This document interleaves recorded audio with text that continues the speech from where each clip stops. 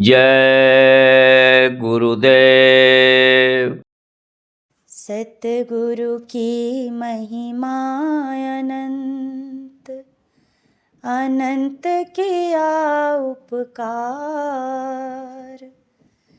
लोचन अनंत उघाड़िया, अनंत दिखावन हार।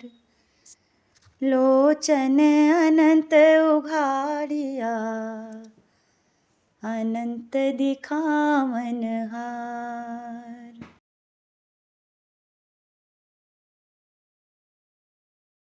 सतगुरु दाता आप विधाता, अर्ज करो मंजूर।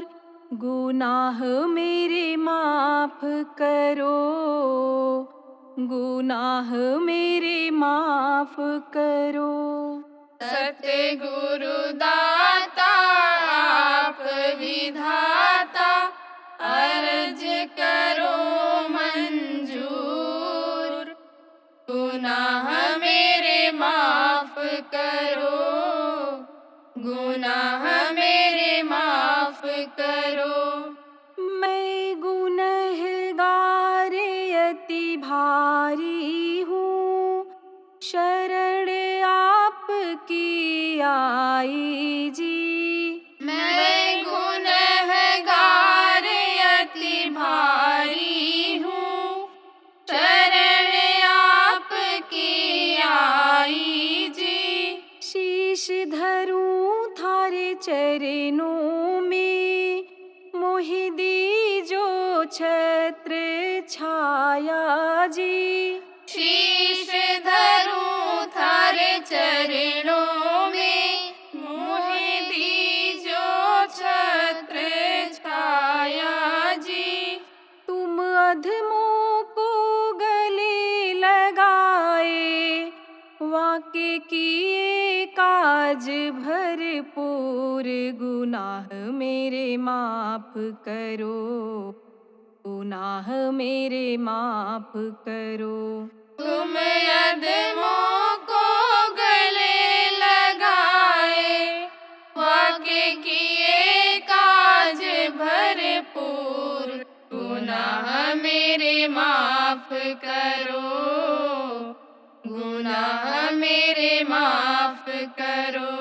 समदर्शी हो आप गुरु मेरे, अवगुण चित्त ना धरियो जी। समदर्शी हो आप गुरु मेरे, अवगुण चित्त ना धरियो जी। आप दया के सागर हो मेरी, ज्ञान की गागर भरियो जी। आप दया के सागर हो मेरी, ज्ञान की गागर भरियो जी।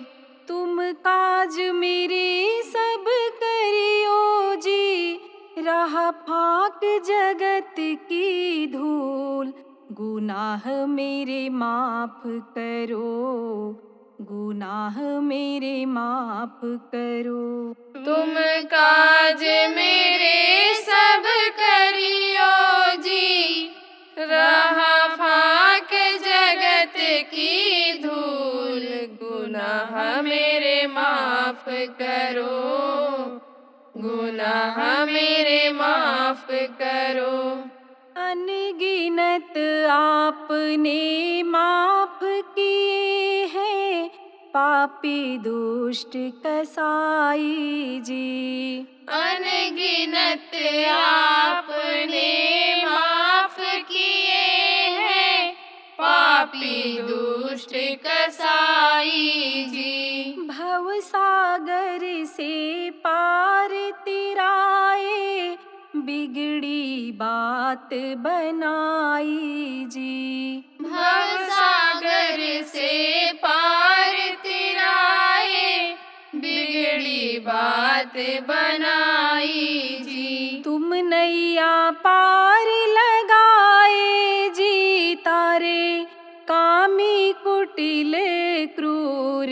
गुनाह मेरे माफ करो, गुनाह मेरे माफ करो। तुम नैया पार लगाए जी, तारे कामी कुटिल क्रूर, गुनाह मेरे माफ करो, गुनाह मेरे माफ करो।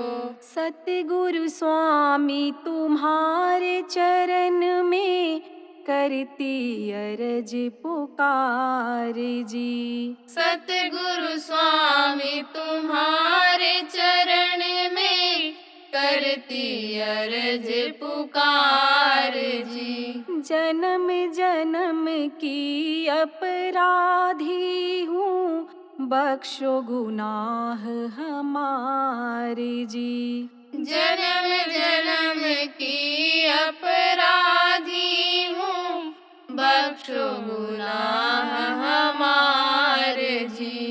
फिरे दासी तुम्हारी सतगुरु, यूं आदत से मजबूर, गुनाह मेरे माफ करो, गुनाह मेरे माफ करो। फिरे दासी तुम्हारी सतगुरु, यूं आदत से मजबूर, गुनाह मेरे माफ करो, गुनाह मेरे माफ करो। सतगुरु दाता आप विधाता, अरज करो मंजूर, गुनाह मेरे माफ करो, गुनाह मेरे माफ करो। सतगुरु दाता आप विधाता, अर्ज करो मंजूर, गुनाह मेरे माफ करो, गुनाह मेरे माफ करो। जय गुरुदेव, जय गुरुदेव।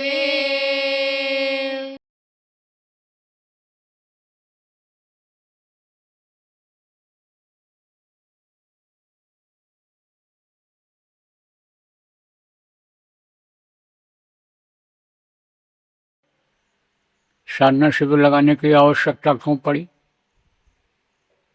क्योंकि दुनियादार किसको कहते हैं? जिनको दुनिया ही दिखाई पड़ती, दुनिया की चीजें ही दिखाई पड़ती हैं, जिनको अपना पेट, अपना शरीर और अपनी इंद्रियां ही दिखाई पड़ती हैं, इंद्रियों का भोग ही दिखाई पड़ता है, अपने ही पुत्र परिवार नजदीक के लोग उनको दिखाई पड़ते हैं, कमाने खाने और सोने में ही लगे हुए हैं, उनको दुनियादार कहते हैं। सत्संगी किसको कहते हैं? जो बराबर सत्संग सुनता रहता है, सत्संग के वचनों का पालन करता है, मनमुक्ता को खत्म करता है, गुरुमुक्ता को लाता है, उसको सत्संगी कहते हैं। नामदानी किसको कहते हैं? नाम को कान से सुन लिया, वो नामदानी होते हैं। तो इस वक्त पर अगर देखा जाए तो जो अच्छे साधक हैं, साधु जिनको कहा जाता है, वो मस्त हैं, सुखी हैं, क्योंकि उनको ये विश्वास हो गया है कि हमको एक दिन ये शरीर छोड़ना पड़ेगा, ये शरीर हमारा अपना नहीं है, इसको एक दिन खाली करना पड़ेगा। तो शरीर के सुख के लिए कोई काम नहीं करते। फिर शरीर को चलाने की जिम्मेदारी किसकी रहती है? जिसने शरीर दिया है वो इंतजाम कर देता है, क्योंकि सबका वो पालन करता बना रखा है कि सबको दिया जाए, कोई भूखा न रहे। मौका दिया है कि जैसे कहीं कोई गांव बसा देता है, कोई राजा गांव को बसा देता है, लोगों को वहाँ व्यवस्था कर देता है, तो ध्यान रखता है कि भाई इनको खाने पीने या और कोई चीज़ की दिक्कत ना हो, सर सामान का बाजार लगवा दिया जाए और सारी चीज़ें बना दी जाएं, ऐसे वो भी इस शरीर का इंतजाम करता है।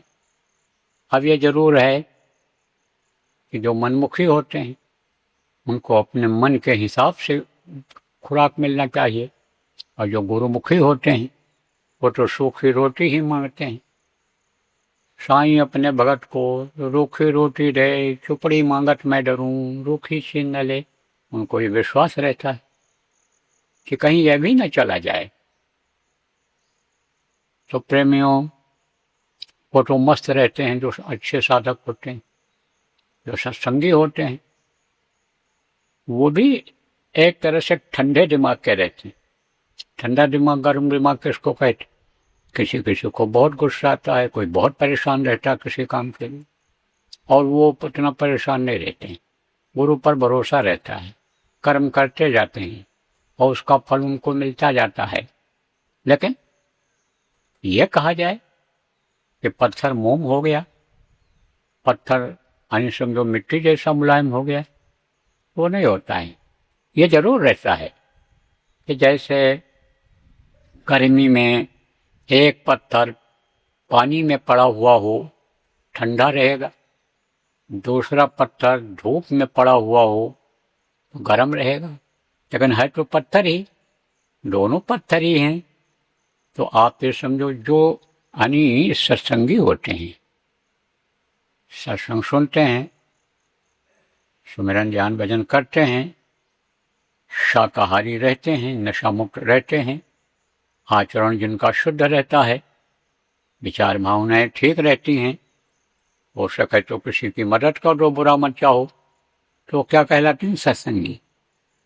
और नामदानी कौन होते हैं? नाम को सुन लिया लेकिन सब करते चले जाते हैं, तो वो ज्यादा दुखी रहते हैं। दुखी तो सब हैं, दुख का असर पड़ता है, लेकिन कुछ लोगों के ऊपर तो आप समझो कि दुख तकलीफ इस कदर हमला कर रही है कि जैसे मुर्दा को देख करके गिद्ध टूट पड़ते हैं। मुर्दा सब लोग जानते हो, कोई शव कहता, कोई डेड बॉडी कहता है, कोई जो है लोथड़ा कहता है, कोई कुछ कहता है। और गिद्ध कौन होते हैं? गिद्ध एक पक्षी होता है। तो जैसे बहुत से मनुष्य ऐसे हैं जो स्वभाव के हो गए, उनका मांस के बगैर चलता ही नहीं है, उनको तो मिलना ही मिलना चाहिए। किसी भी जानवर का मिल जाए, किसी भी पक्षी का मिल जाए, तो वो उन्होंने अपना उसको भोजन बना लिया है। अच्छी चीज रख दोगे, बढ़िया से बढ़िया खुशबूदार मिठाई रख दोगे, लेकिन जिनकी मांस खाने की आदत बन गई, उनको तो मांस मिलना चाहिए, वो चीज उसको नहीं खाएंगे। बढ़िया 36 प्रकार का भोजन बना करके रख, उसमें हर तरह की चीजें होती हैं। 36 प्रकार भोजन, बहुत तरह की सब्जियां होती हैं, दाल होता है, चावल भी कई तरह के होते हैं, रोटी भी कई तरह की होती है।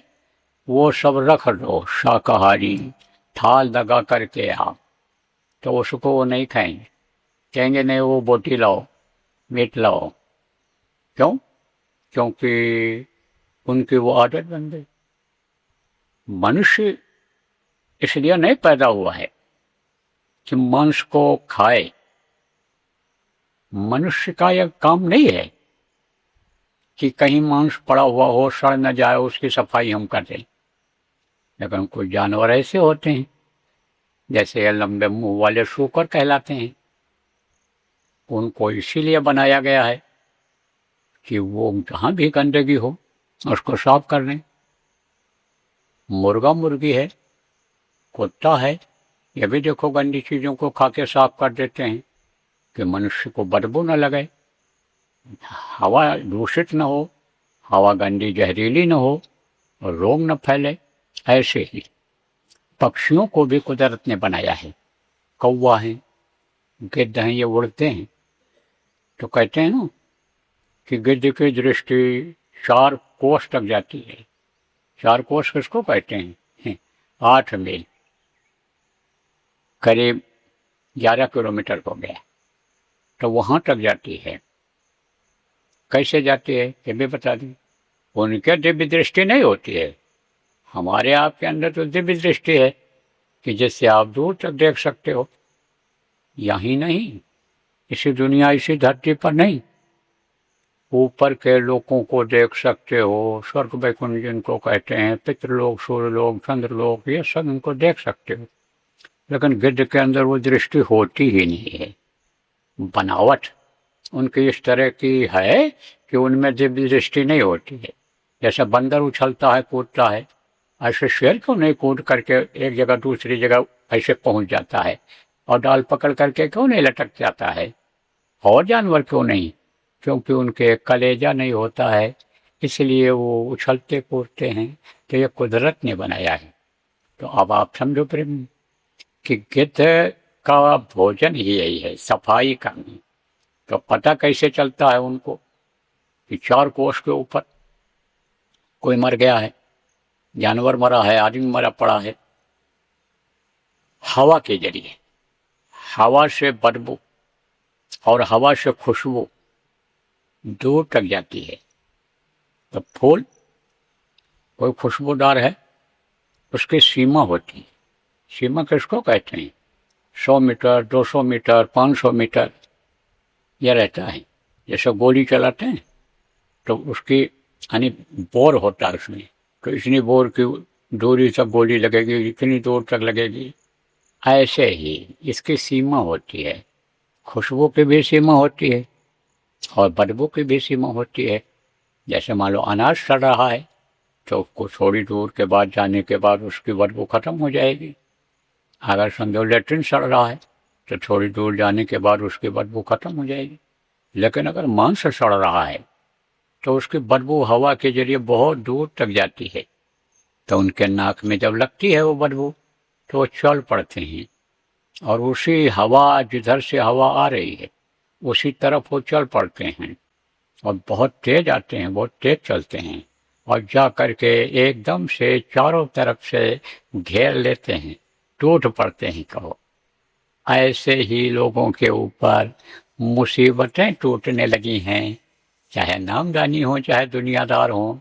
तो दुनियादारों के ऊपर तो मुसीबतें यानी टूट ही रही हैं और टूटने का संकेत भी मिल रहा है।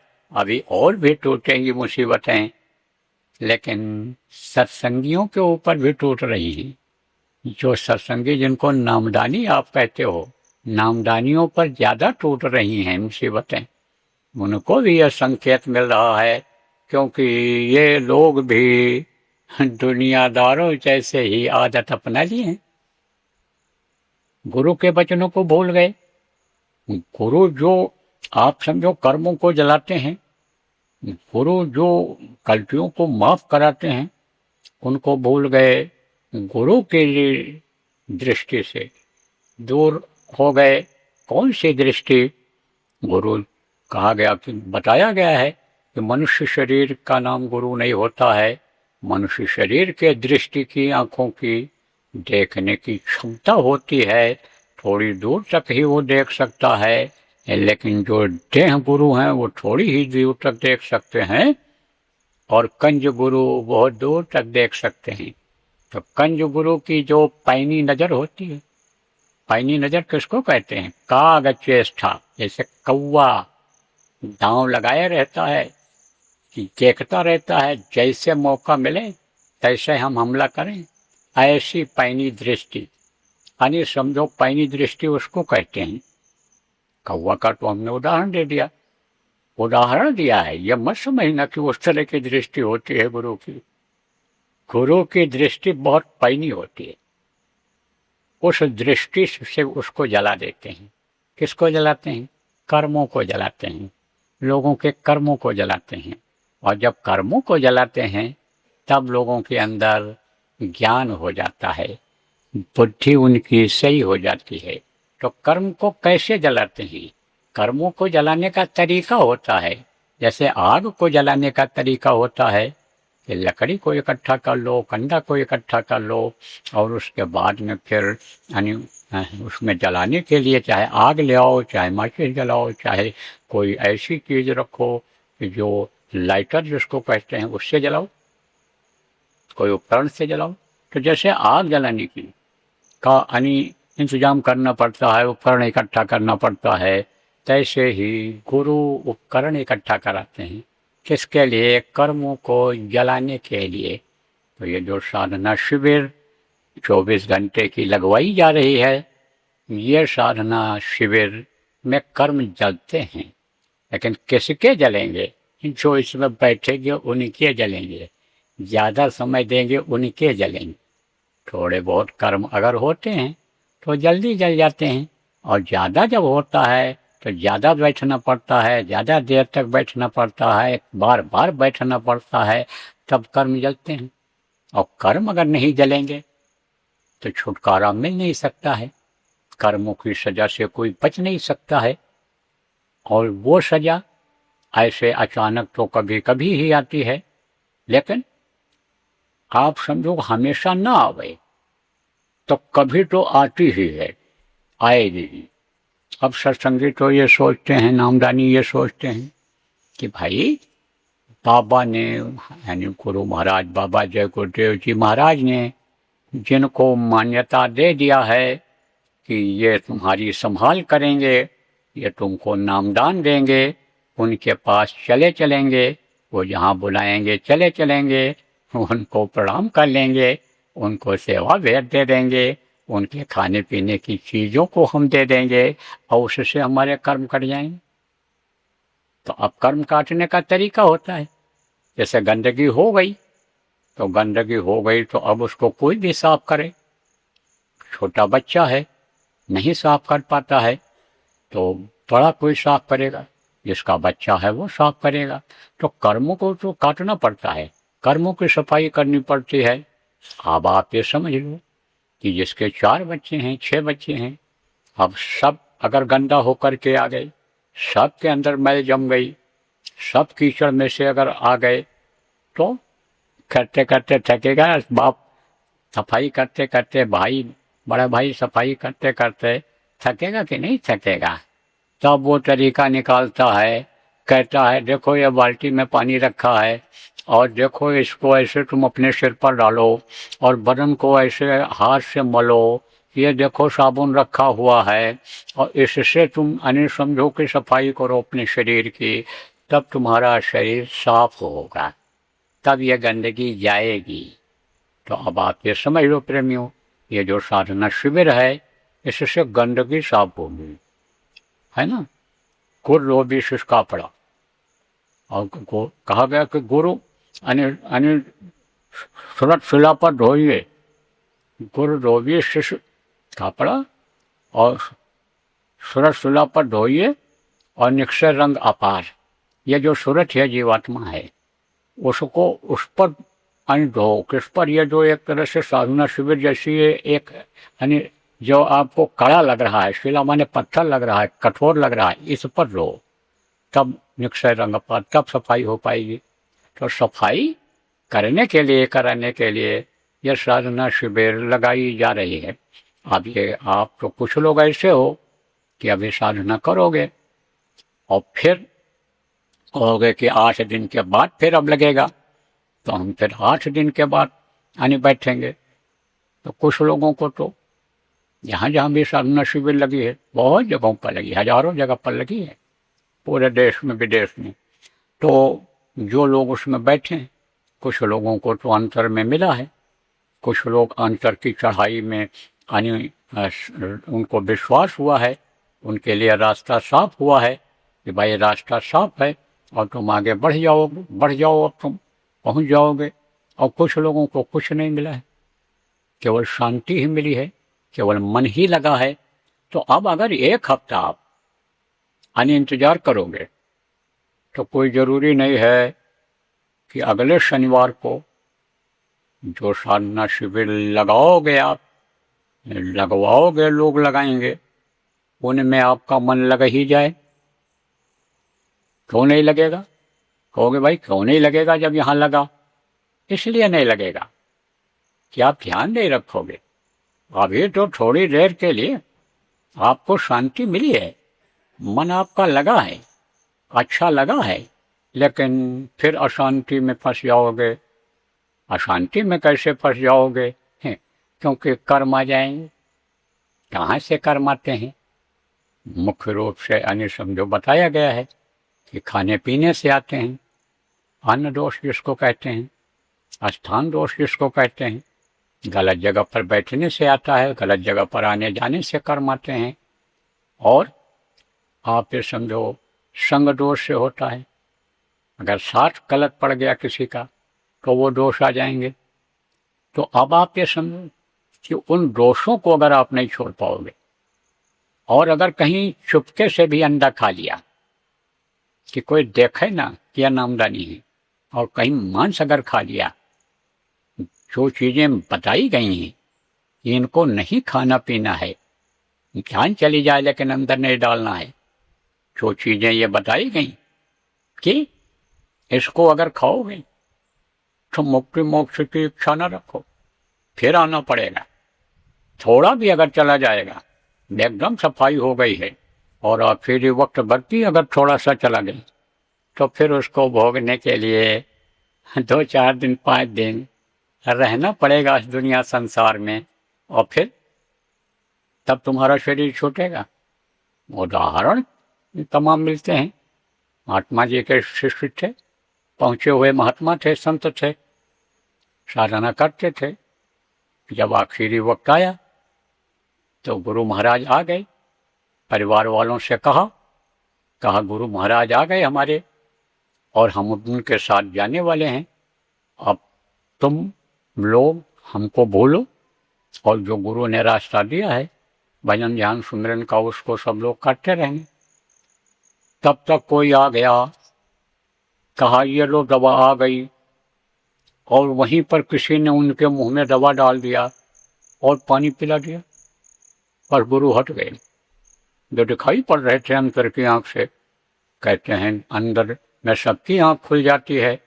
कब खुल जाती है? कि जब मौत आने को होता है तो उसको सब दिखाई पड़ने लग जाता है ऊपर का।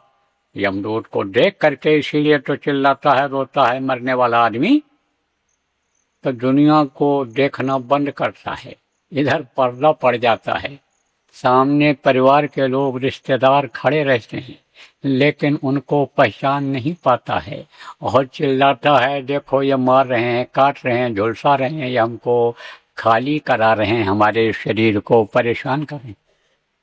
तो गुरु जो सृजनहार होते हैं, गुरु जो इस दुनिया संसार में भी संभाल करते हैं, अंत समय पर भी आ जाते हैं और वो जीवों को अपने साथ लेकर चले जाते हैं। तो गुरु जी हट गए। जब हट गए तब फिर वो 3 दिन तक तड़पते रहे, उसकी सजा भोगते रहे शरीर पे, और जब वो कर्म कटे तब फिर गुरु जी आए और उनको लेकर के गए। तो समझो प्रेमियों, ये मत सोचो, कहा गया जो कि मतलब ये मत सोचो कि हम चुपके से कर लेंगे तो बच जाएंगे। कहा तिल भर मच्छी खाए कर कोटि गौ करो दान, और काशी कर वटले मरो तब न नर्क निदान। कबीर साहब ने कहा नर्क से नहीं बच सकते हो। मान्यता थी पहले कि काशी में एक जगह है, वहाँ पर लौट लोगे तो मुक्ति मोक्ष मिल जाएगा। कभी संतों का वो जागृत स्थान रहा होगा तो वहाँ भी लौट लोगे, और करोड़ हजारों गाय धान में कर लोगे। यानी जिससे पुण्य इकट्ठा होते हैं और जिसका फल मिलता है, आप समझो सारे इस दुनिया के इकट्ठा फल आपके पास हो जाएं, लेकिन तिल जानते हो बहुत छोटा सा होता है। किसी किसी के शरीर पर भी काला काला ऐसे हो जाता है कहीं कहीं। एक आदमी के तो शरीर पर मैंने देखा पूरे शरीर में तिल ही तिल था। तो तिल बहुत छोटा होता है, बहुत छोटा होता है, लेकिन उतना भी अगर मछली अंदर चली गई तो फिर बहुत मुश्किल हो जाएगा उबर पाना, फिर तो नर्क का दरवाजा खुल जाएगा। इसलिए कोई भी आप जो भी नामदानी जितने हो, चाहे गुरु महाराज के समय के हो और चाहे गुरु महाराज के जाने के बाद के हो, जो लोग यहाँ पर हो और जो भी सुन रहे हो इस आवाज को, जो भी इस आवाज को सुनो, आप कोई भी मांस मछली अंडा का सेवन मत करना, ऐसे नशे का सेवन मत करना कि जिससे बुद्धि खराब हो जाए।